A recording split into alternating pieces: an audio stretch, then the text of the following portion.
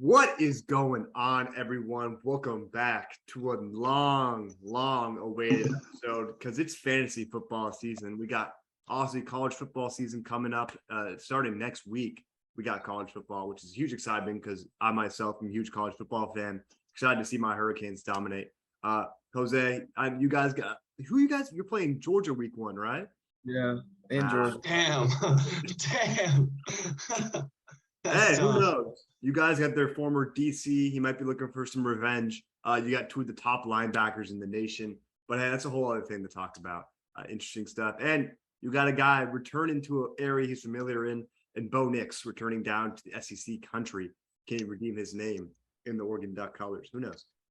Another storyline. But we're diving here. Talk about fantasy football, us ourselves. We got our draft coming up at the beginning of September. And I know all of you guys got your drafts coming up soon. I got people hitting me up asking me, who are your guys this year? Who do you like? So on and so forth. So we're going to be kind of covering this in like our fantasy football handbook today. We're going to be going over guys we like, guys we don't like, guys, we put a yellow light up for, red light, green light, however we want to talk about it. So we're going to dive straight into the quarterback position. Easily one of the most interesting positions in fantasy. It also depends on your league. So what we talk about here is PPR. We're not standard, nothing like that. That's how we know it is. Honestly, it doesn't affect quarterbacks, but it's not super flex or anything like that. So we're diving straight into this. Look at the top tier of guys. Carson, I'm going to hand it off to you. Who are the guys you really like at the top that you're willing to spend, a pick in the higher rounds for? Just my philosophy, like going into this year, is like I'm just all in on, the running quarterbacks. Like I feel like they're just such, an elite value. Like they add so much, when you're able to get points on the ground as well. So, like obviously Lamar stands out the most. I think we all agree he's gonna, they're finally going to be healthy this year. Last year was, really a roller coaster of a lot of unfortunate events for that team.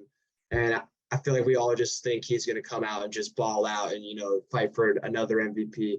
Jalen Hurts, another guy, they added A.J. Brown, second year of Devontae Smith, second year of him, being the full starter. Kyler Murray, obviously, but he's kind of like the consolation prize. I'm really looking for Lamar and Hurts just because, the value they bring on their legs. I mean, they're always a threat to have, a touchdown, 2 touchdowns just on the ground. And, the passing stuff is just the cherry on top. And they're still, going to put up really good passing numbers. So those are probably my favorites for sure. Josh Allen, though, it's kind of crazy where he's going, bro. Can we talk about that? He's going really high in some drafts.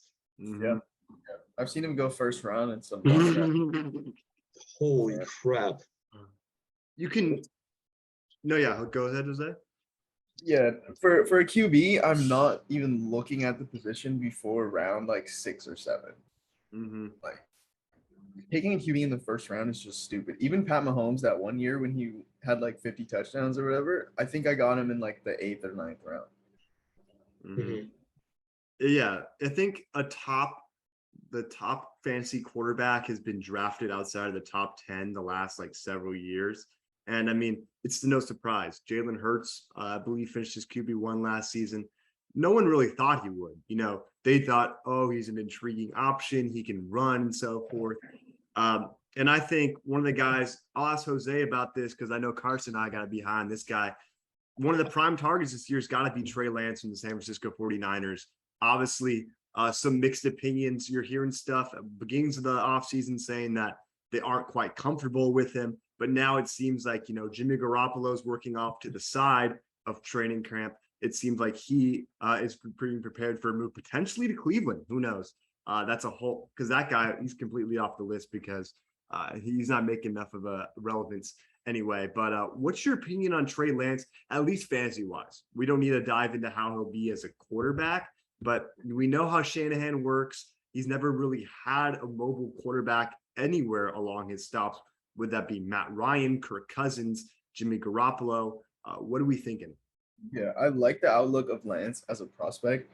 Fantasy-wise, it doesn't give me that same, excitement that Mahomes had coming out just because, we know Mahomes had the big arm, all this stuff. But I have seen Lance make some, really nice throws like Yep. that I was not expecting him to be able to make at this point in his career. So I definitely like him as a prospect, and I think pairing him with a safer option like a Kirk Cousins or something like that, you could hit big on him if you draft him later in your drafts. Mm-hmm. Yeah, Carson, well, just give us your opinion. What do you think about Lance? You really think Shanahan's gonna mold this offense? I mean, obviously, we lost our run game coordinator, an offensive coordinator, headed over to the Dolphins. He's got a whole bunch of stuff to deal with over there. But not new run game, but you got a new guy at OC working alongside Shanahan. Do you think they're going to incorporate him more in the run game? Because you spent that many draft picks on a guy, you can't not utilize his legs. No, definitely. I mean, Trey Lance is a guy that, I feel like he's definitely not getting as hyped, this year as like Mahomes was, coming into that big season. But, the hype that is surrounding him, I think is very well warranted, because I think there is a world where, like a best case scenario, which I fully believe in. I'm very optimistic about Lance. But there is a world where this guy could come in and he's getting drafted as 10th, 11th, 12th, 13th QB, whatever. And he could easily he has the system, the talent, the legs to be like a top 5 quarterback. I feel like we all wouldn't be surprised if he just ended up balling out, because he has Debo, he has Kittle, he has a great run game that he will be included in. He will be, it will just be like he's a member of the running back committee that the 49ers, love to have. Ayuk, he's someone that's been going off in training camp. They were living together, practicing together. They built up, a great rapport over the offseason. And this is a team that's just hungry for a Super Bowl. And, there is a world where he could be the missing piece. Maybe it's not this year because he is very young. He's very raw. But, if there is a chance that it could be this year, I feel like it's just worth that flyer. It's worth if those first, 5, 6 guys, why not take a flyer on him? Because at the worst case scenario, he'll be right around, the 10, to 12 range, but he has that top 5, maybe even top 3 upside. So I'm very high. I'm very, very high. Mm-hmm. Yeah, and a guy who's consistently been one of the best quarterbacks in fantasy football heading into a season where there was a lot of drama this offseason is Aaron Rodgers.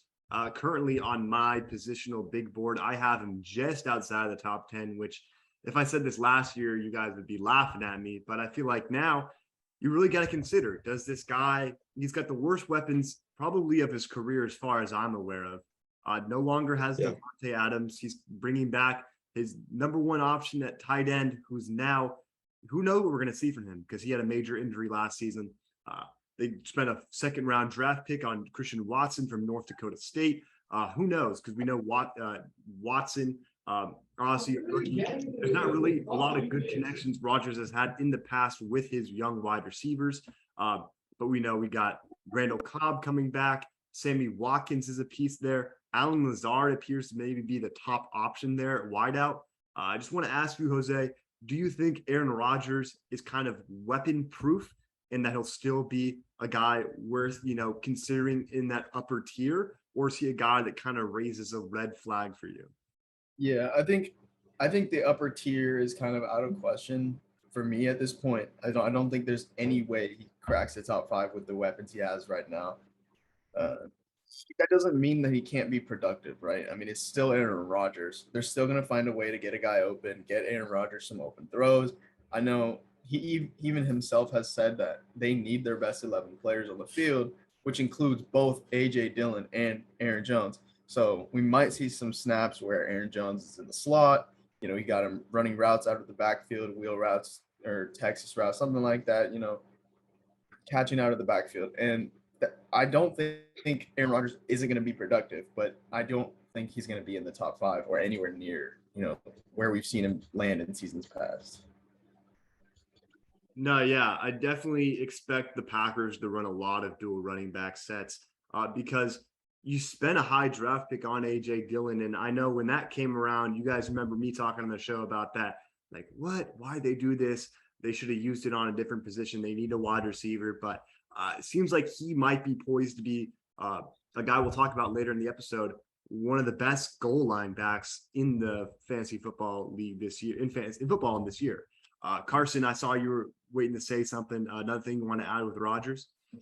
Yeah, I am. It's a yellow light for me. I'm very not too high on Rodgers. I completely agree with everything Jose said. I mean, he literally just had a soundbite like a day or two ago talking about how, basically just publicly, bashing his receivers. Like, that's not giving me much confidence in drafting a guy that, he doesn't even know who to really trust out there. Like even Lazard, like someone that I think, has a lot of upside because, if anyone, he's the prime person to, step up and be the wide receiver one in that offense. But like, even him, like I'm not, it's like he's really proven anything in his career up until now. Like, the wide receiver room is tough. And I just, he doesn't have anything on his legs really. And I'm just, it's a no for me. It's a no for me on Rodgers this year with those weapons for sure. Because I feel like he's gonna have a better season than people are thinking. I think people are really just like kind of forgetting about Rodgers. But still, there's like Jose said, there should be no way that he's gonna end up in the top 5 or maybe even like the top 7 or 8. Mm-hmm. Yeah. So one of the guys who kind of he's glaring right at me, he's looking right at me on this quarterback list. One of the guys that Carson loves so much, who, especially being down here in South Florida, I hear his name about every damn minute down here. That's Tua Tagovoi Loa. They've had a lot of investing into him these last couple of years, bringing in the weapons. Obviously, spent a lot of draft capital bringing in Tyreek Hill this offseason, and which is now it's a lot worse now, especially since they just lost their first round pick due to some complications with their owner and the whole Sean Payton, Tom Brady situation. So now they're banking a lot that they're going to see some production from Tua and this group this year because they don't really have the assets to be able to get another quarterback because we know free agency going after quarterbacks isn't really a thing that happens anymore. You either draft them or something comes about it. There's not a lot of Drew Brees situations that happen anymore these days. But thing is Tua going to be, a Sam Bradford quarterback or is he going to be a Drew Brees?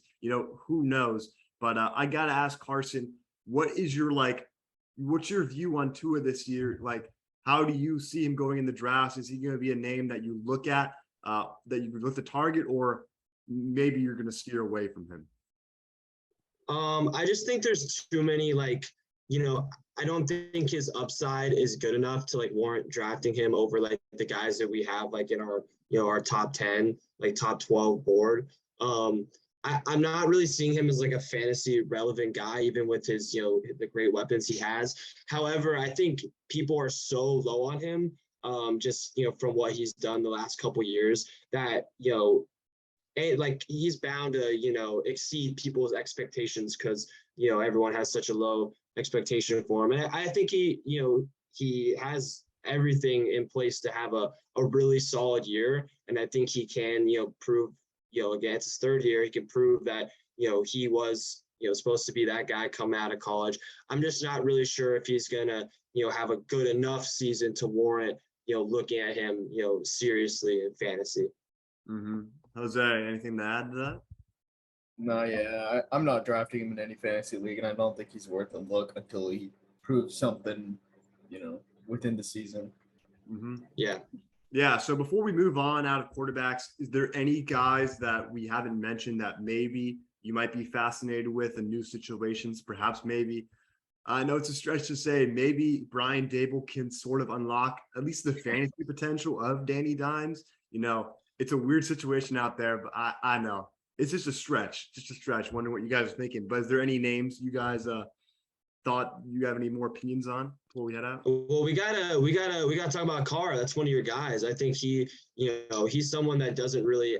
To me, I see him as kind of like the Stafford of last year, where it's going into drafts, it's okay, I know you're not really going to get anything running from him, but he has the weapons and he has the system that he could put up, 4,000 or 5,000 yards, ton of touchdown seasons, and he would, warrant, a back end QB1 season. I think that's very realistic for Derek Carr, considering, Waller, Adams, Renfro, Josh Jacobs. This offense is loaded for him, and he's shown he's a very, very competent, very solid quarterback. So. Mm-hmm. Jose, any more names to add? I'm trying to see where Kirk Cousins has finished each season because he always gets drafted outside of the top 10 and usually finishes within that 8 to 11 range. Mhm. So I think he's a Yeah. guy that's massively underrated, like very consistent, has a lot of weapons, and great value for me. Yeah, I mean, he's got a new offense in there. Thank God Zimmer's gone. I know a lot of Vikings fans are happy with that. Yeah, But thank you're God. bringing in Kevin O'Connell from the Los Angeles Rams. Had a lot of work with Matthew Stafford this past season. You know, the vision's there. You know, Kirk Cousins is not as talented with his arm as Matt Stafford is, but he's not that far off when it comes to how good of a quarterback he is. I feel like he's just always getting yelled at for how mid people believe he is, but he can truly be unlocked in an offense that has some really nice pieces to it. Not only do you have Dalvin Cook, who can make some plays in space and could be able to hand off to you along with Alexander Madison, but you got receivers come galore. You got Justin Jefferson. You have one of the best red zone threats in all of football in Adam Thielen. You have a guy who people aren't even talking about anymore in Miami's KJ Osborne, who last season broke out onto the field. And you have, I know a guy that Carson loves coming back from injury, Irv Smith Jr. Now I'm not going down that road this year. It's our relationship's over. But he was at one time one of my guys, but he failed me. Nonetheless, though, he will be coming back from injury. O'Connell should be able to revive this offense because, with a defensive guy like Zimmer, who's been there for a while, they need a little bit of rejuvenation there. And I think definitely can see that with Cousins. And then going back to Carr, I think Carr can be insane this year. He's got the best weapons he's had in his career. The only thing that does worry me is, the offensive line play, but it seemed to not make a difference to him last season. Hopefully Leatherwood does take a step up after a poor rookie campaign. But hey, who knows? Hey, can I say something real quick about the Vikings? They should have a fire under their ass this year. Like the Packers are vulnerable. Like the Packers have been dominating this division for like the last decade. Like the Vikings, they should be building up all this, pent up anger from, having to watch the Packers win the division every year. And they have it's theirs to take. I think they definitely have a more talented, or maybe not more talented per se, but I think they at least should be right there, if not better than the Packers, considering, Packers solid team, but this the weapons, wide receiver core is so bad that, the Vikings really have a shot to overthrow and take this division.